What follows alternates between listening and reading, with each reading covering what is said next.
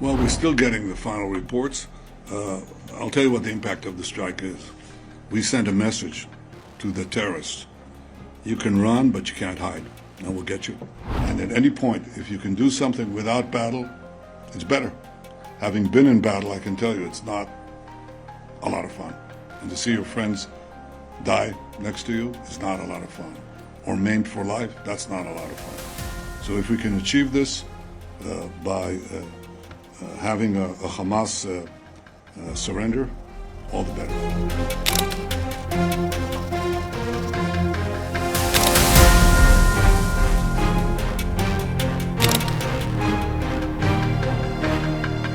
On the assessment of the impact of the strike, whether the leadership was killed in Doha? Well, we're still getting the final reports. I'll tell you what the impact of the strike is. We sent a message to the terrorists. You can run, but you can't hide, and we'll get you.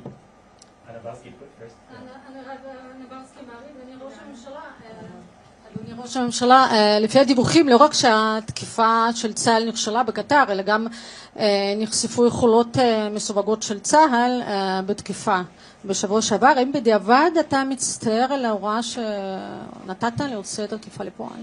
Well, I don't accept the premise in your question, which is that Hamas, that the raid failed. Didn't fail because it had one central message, and we considered it before we launched it. And that is, you can hide, you can run, but we'll get you. You can, and this is important. I mean, terrorists they think they enjoy immunity, they'll do it again and again and again. And if you deny them that immunity, they'll think twice. לכן הטענה שהפעולה בקטר נכשלה, אני לא מקבל אותה, כי הדבר העיקרי שרצינו להעביר זה המסר. שאתם לא מקבלים חסינות בשום מקום בעולם. זו הייתה המדיניות שלנו, וזאת היום המדיניות שלנו. Mr. Prime Minister, Rob Grammer with the Wall Street Journal. Just to put a finer point on it, would you rule out further strikes on Hamas operatives in foreign sovereign countries in the region? And for Secretary Rubio, what's your message to close U.S. allies like the UK, which you plan to visit, on the vote at the United Nations to advance a Palestinian state, not just to nations overall, but some of our closest allies like the UK? Thanks. The principle that terrorists should not have immunity wherever they are, wherever they may be, was not established by me. We had a massacre a few decades ago. It's called the Munich Massacre, in which PLO terrorists murdered our athletes to the Olympic Games. And my predecessor, Golda Meir, vowed that we shall track down these terrorists and get them one by one, which is what we proceeded to do in the leading European countries. And we did this one by one by one. I didn't hear a great cry of wrongdoing to these countries. Even though they weren't harboring terrorists, the terrorists were there. Okay, they didn't even harbor them, as is the case in other cases. The terrorists happened to be on that soil, and we acted, which is what democracies do, including the leading democracy, when they have the ability to target terrorists to threaten their civilians. So this is a principle we established. It's a principle we follow. It hasn't changed. On your question, these things that people are doing and these different countries are doing at the United Nations, first of all, they're largely being done because of their own domestic politics. Second of all, they're largely symbolic. They have really no impact whatsoever in bringing us any closer to a Palestinian state. The only impact they actually have is it makes Hamas feel more emboldened. It makes other elements like Hamas feel more emboldened. It actually has made it harder. It's actually served as an impediment to peace.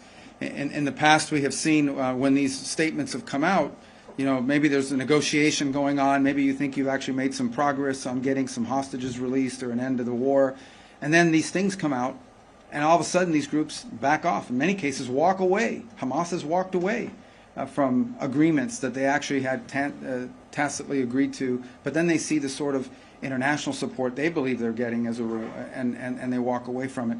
So we've warned of two things. One, it actually makes it harder to negotiate when those negotiations were occurring, and because it emboldens these groups. And the second is we've warned them that there will be an Israeli counter-reaction to those moves, and we've seen some of that happen as well. So I think these things have actually made it harder to end this war and this conflict, not easier. And we've expressed that to them. I've expressed that to them directly on multiple occasions, and I'll continue to do it. Now, they're going to do what they want, and they're going to continue to do what they're doing, but I'm telling you, it's actually hurting the cause they think they're furthering. Two last questions. Let's take one for the foreign press and one from the Israeli press. You take it. Go ahead. You tell them. Go ahead. It's fine. Thank you. Secretary, I wanted to ask, I know you mentioned prior to the trip that the focus of the trip was not the Israeli plans for the operation in Gaza City, but I was wondering if you could tell us if that's something, and Mr. Prime Minister, good to see you again, if this is something that came up in your discussions in terms of the U.S. view on the announced Israeli plans for military operations in Gaza City, and what the U.S. view is about this idea of, as some have talked about, a Gideon's Operation Gideon's Chariot kind of 2, or a continuation of the offensive, or an expansion of the offensive, potentially this month in Gaza City. Yeah. Thank you. The best way for me to put it to you is that the purpose, of our conversations have been about what the president. I'll restate what the president has repeatedly said. He wants every single hostage released. He wants Hamas eliminated as a threat, and he wants to then have the United States be helpful in rebuilding Gaza for the future that's going to be peaceful and prosperous, and not have elements like Hamas operating. That's the goal. Now, how do we achieve that? How do we get there? That's what we're always talking about. That's what we talked about today.